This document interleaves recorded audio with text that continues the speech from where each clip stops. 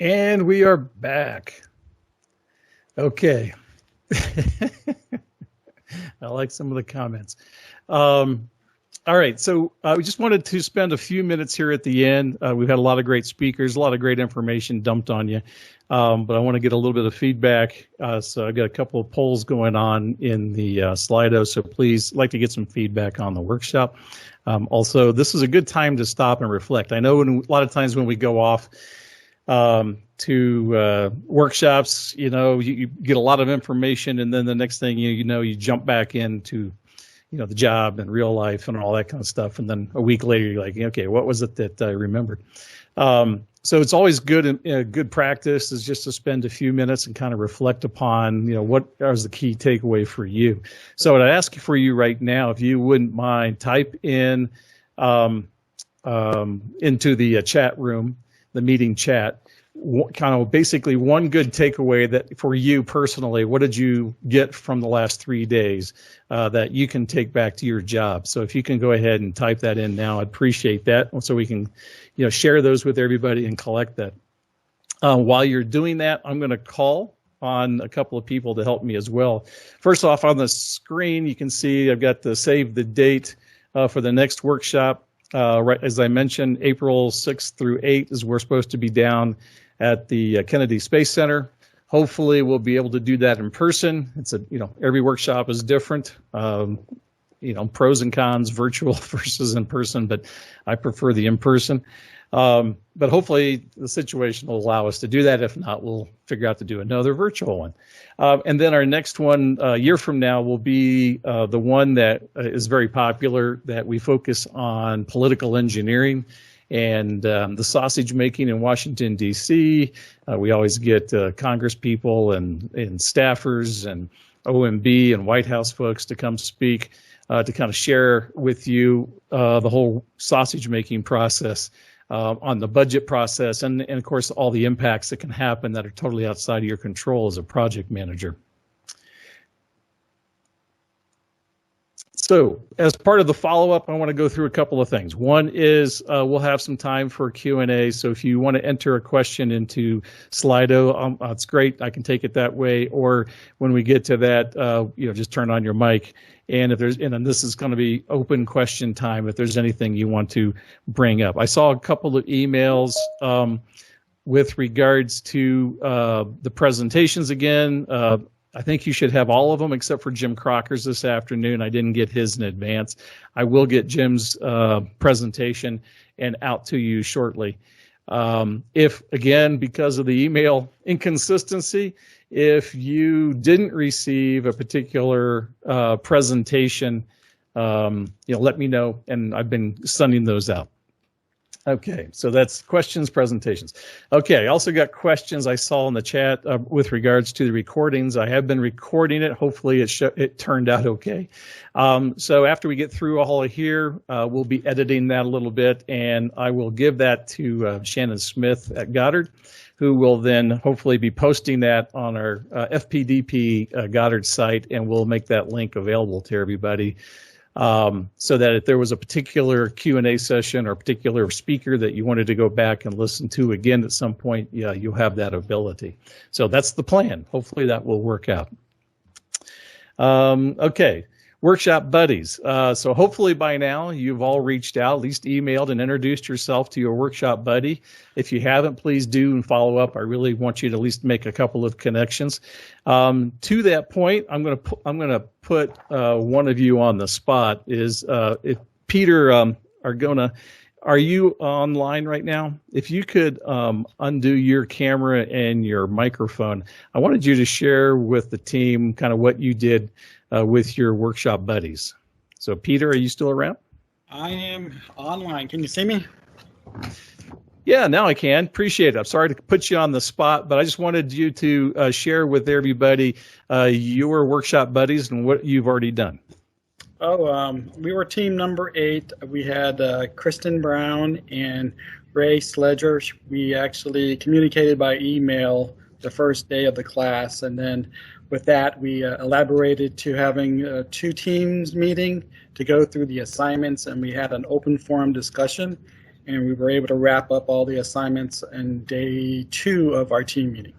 So Excellent. it was very nice networking virtually. It's actually a good way to do this during COVID. So. Yep. Excellent. I appreciate you getting that done and working with your team and sharing that with everybody. You're welcome. Thank you. And so we're going to do some more reflection. Again, I've got the polls up on, I'm going to change it over here. The next question on the poll is going to be, what was your favorite thing about the workshop? So if you wouldn't mind, just list a few things that you thought were your favorites. And then the last question will be on, what recommendations would you have for us in the future? Because like I said, every workshop is different. At least I didn't have to worry about catering. Sometimes we always get comments about the food, either like it or don't, or the room is too cold or this or that. So I don't have to worry about that in this virtual world, because if your room is too cold, then you can't blame me. Anyway, I'm always interested in your feedback because we always make every workshop different and we try to mix it up, and we're always looking for room for improvement. So please take the time to enter in right now. What is your favorite thing about the workshop? So while we're reflecting, and I see people are typing in their favorite things and takeaways, that's great. I'm going to go back to our FPDP group here.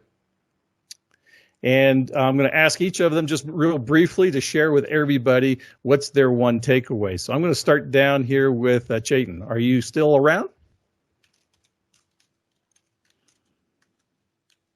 Yes, still here. So my takeaways, and I think I had 2 that I typed up, is communication. I think it's never enough when you're communicating with your team or communicating with management. Having that open communication is very useful and desired, outward or inward. And I think the other takeaway was it's great to be able to meet and learn from other practitioners and learn the success stories and learn the failures, and that all helps us get better as early practitioners. Very good. Thank you. Let's go to Frida. So excuse me, my 2 takeaways were communication as well. Communication, and not just to learn and know things, but also to connect with people, especially your team. And the second one, I loved where Chris, I think his name is Chris Singer. He said, Chris Singer. Yeah, much as we love our projects, we should invest in people. Actually, he said one of our missions is people. Mm-hmm. So I thought that was an interesting thing to say. Yeah, that was very poignant. Thank you. Let's go to Adam. Yeah, in general, I was very inspired by I'm always worried that the NASA leaders and are not working the same problems or thinking about the same things I am. So it was really encouraging to hear this wealth of work that's being done and interest paid to the same things affecting everybody. And then likewise to see the meeting chat with all these people across the country, helping each other with links and advice and everything. Really, really cool. And the only one that I really want to take away is I want to get my own requirements down to 26, just like Artemis Lander. Yep. Very good. Thank you, Adam. Andrea.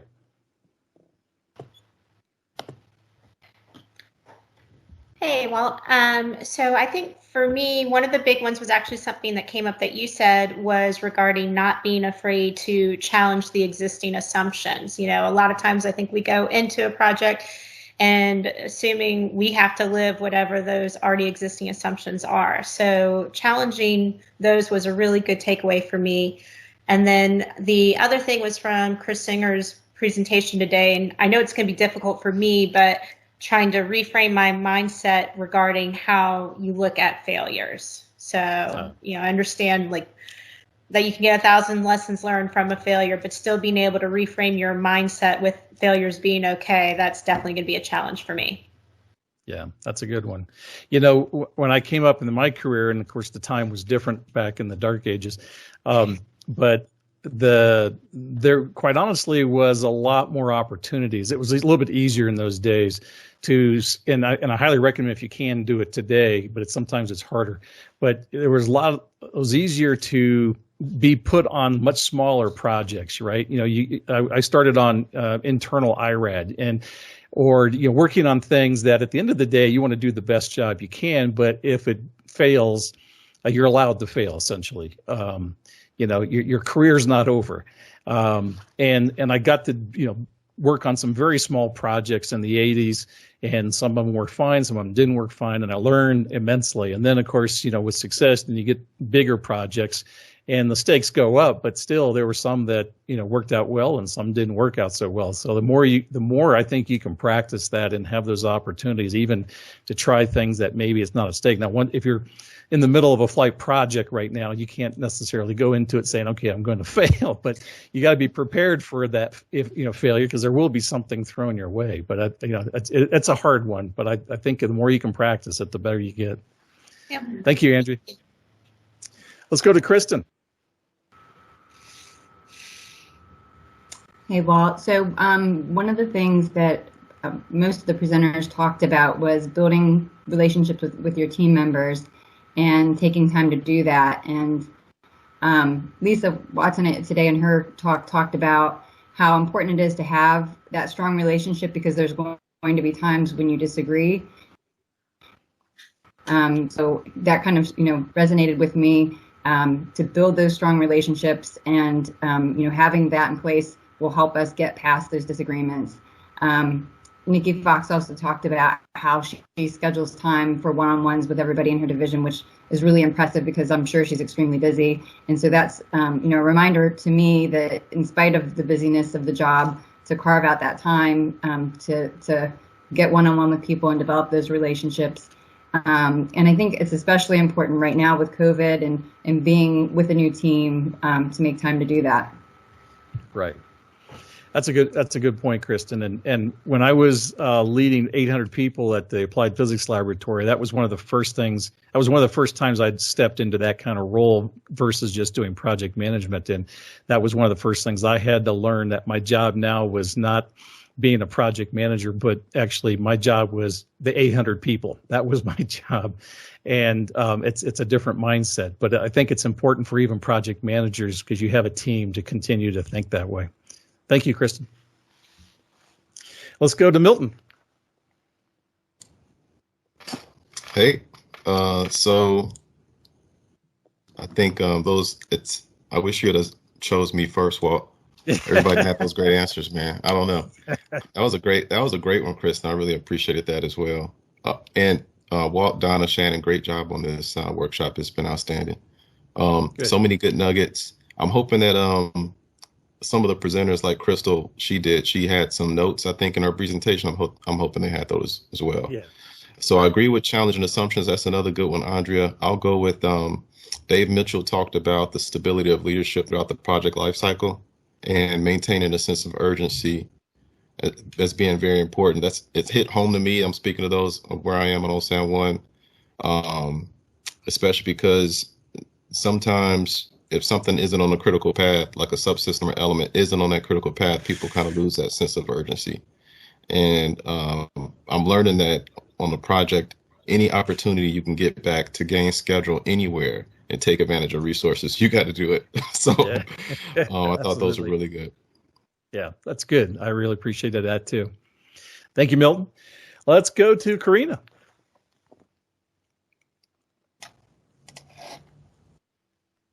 All right, hello. There was so much good insight on this. I think all the presentations, they did a great job, and I'm really excited that this is recorded so I can go back and look at it again. One of the things that really hit me, because it's implementable in my project right now, the project I'm working on, GDC, it's just entered phase A, and we're going through the AO process right now.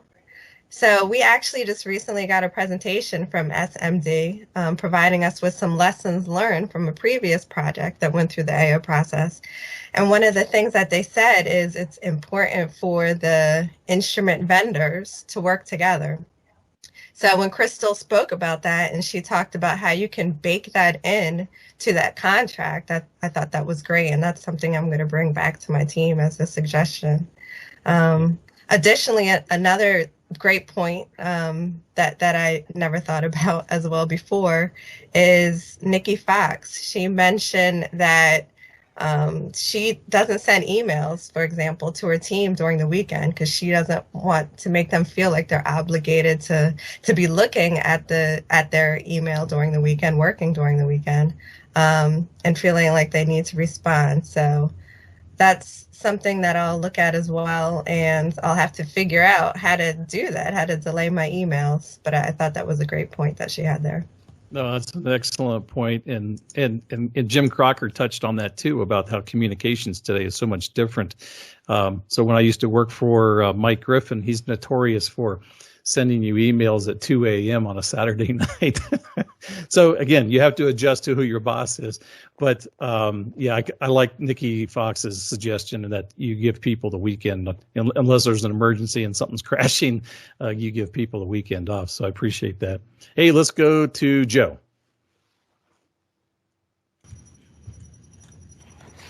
Hey, everybody. Finally got my new computer back so I can. Hey, we can see you now. Yeah.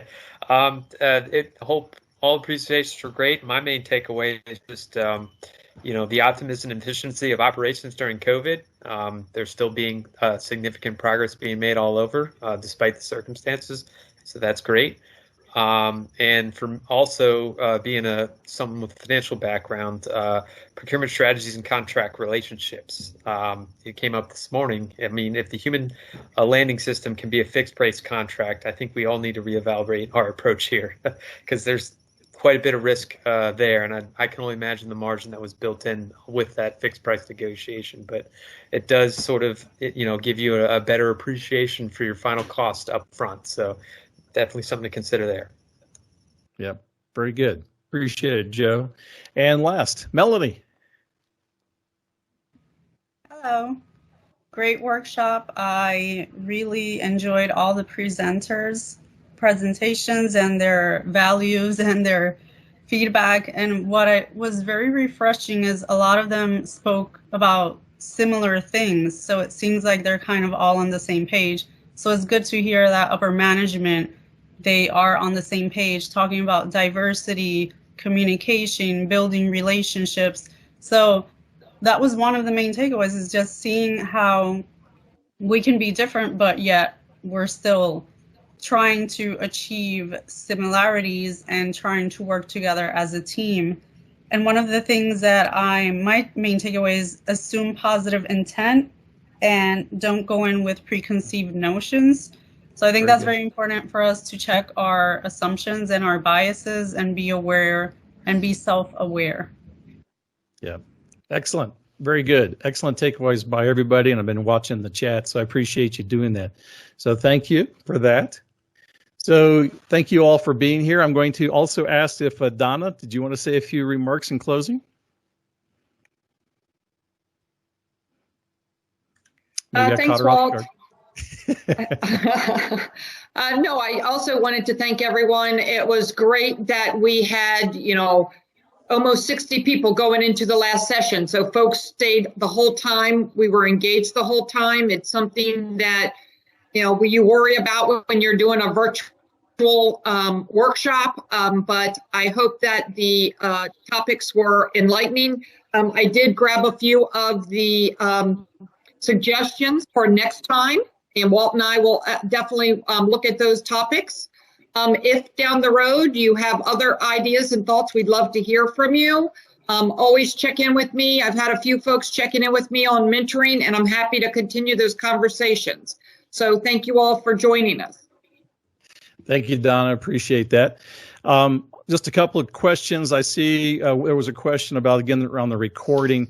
So yes, we'll make that available as soon as possible. This is, it's interesting in all the previous workshops, and we've done quite a few, we don't record the workshops when we meet in person for a couple of reasons. One, there's usually the logistical issues of actually, videotaping and recording in person when you've got 50 people together and we're moving around the room and doing, tours and that type of thing. So that's usually not as practical. And then second of all, we always, at least in the in-person workshops, we make it very clear to our speakers that it's non-attribution, and so that they feel more comfortable speaking off the record and sharing directly with you. Because this obviously is our first virtual one, we made it clear to them that we would be recording it. So, hopefully, I don't think anybody said anything that they would regret if it shows up somewhere, but we'll make the videos available. And then I also see a question about, can you share the link to the game article? I couldn't find it. I'll check with Jim Crocker and find out which one of that article was. I also want to remind you that I had sent everybody the roster of the entire workshop, including the speakers. If you didn't get that, let me know. But you have everybody's email, so if you want to personally reach out to Jim Crocker or any of the other speakers, please do. I highly encourage it. Just even if you don't have a question like that you follow up and just say thank you for the time. So just use that. That's again another great resource for networking, is to do that, to reach out to the people that you've met for the last few days. So at this point in time, before we sign off, let me just open it up. Are there any burning questions that I can answer for anybody? I do see a question from Dan here. Does NASA have resources to get a coach, internal or external? Do you know anything about that, Donna? I have lost track. Back in the day when I worked in HR, we used to have a contract of contractors that we could select as coaches. I think that there is a small cadre for SESers, but I don't think they're at the moment for GS employees. Okay. Some centers have coaches, so I would encourage you to check your specific centers. They have certified coaches. I know Goddard has more than a dozen, and HR usually has the list, and you can explore through your HR department. Yeah. So definitely check with your own organization, because I came originally from industry, and we had the benefit that at some point in time we could get a professional coach assigned to us, and that was extremely helpful in my development. And then even when I went to APL, and here I am in an organization responsible for 800 people, I still had an executive coach that I could pull upon. So that's extremely helpful if you can get your organization to sponsor that. Any other questions? I did want to answer, I saw a question on mentoring about does this project have mentoring? So the FPDP, all 9 folks that you just heard from, have 2 mentors throughout the 2-year program, and typically they continue them for life, actually. But it is a mentor on the technical side. They also have a mentor on the financial side. And we have a governance board body of about 6 leaders across the center that really work hard on finding the right fit and who would help each of those candidates in the 2 years and beyond. So we have a really strong mentoring program in the FPDP program.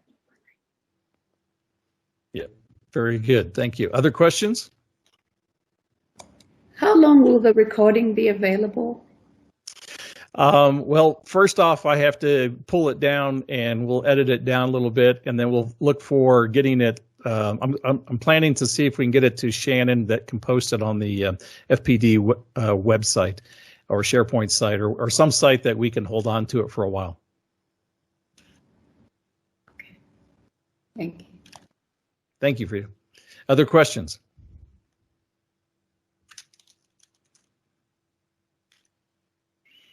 All right, I think I've worn you out. If you haven't put your final comments into Slido, please do. Hey, thank you for everybody's participation. Appreciate you all being here, and hope this was helpful to you, and good luck with you, and hope to see you at a future workshop. So all take care. Take care. Thanks so much, Walt. Great job. Thank you. Thank you, Walt. You're welcome. Thanks, Walt. Be well. Thanks, Walt. Appreciate it. Thank you, Walt. You're welcome. Great job, Walt. Ready for the next assignment. Can you provide Thanks.